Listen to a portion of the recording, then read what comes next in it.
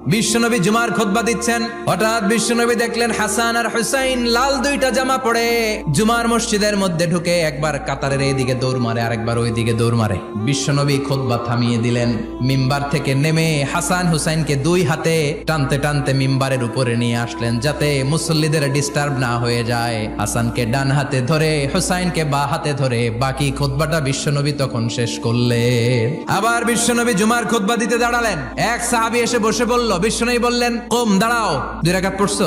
সাহাবী কয় না, পড়ি নাই। বিশ্বনবী বললেন, 2 রাকাত পড়ো। খুতবার নিরবিচ্ছিন্নতাকে ভঙ্গ করে বিশ্বনবী তাকে দাঁড়াতে বললেন, 2 রাকাত নামাজ পড়তে বললেন। তার মানে খতিব সাহেব মন গড়া শুধু খুতবা দিয়ে যায় না, ডানে বায়ে কোথায় কি হচ্ছে সবকিছু নজরে রেখে, কন্ট্রোলে রেখে সামাজিক সব সমস্যার কথাগুলো তুলে ধরে অসামাজিক কার্যকলাপের বিরুদ্ধে হুঙ্কার দিয়ে জুমার প্ল্যাটফর্মটাকে শক্তিশালী করাই হচ্ছে একজনের খতিবের দায়িত্ব। চিল্লা এখন ঠিক কিনা? এ কাজই করেছেন বিশ্বনবী 500টা খুতবায়।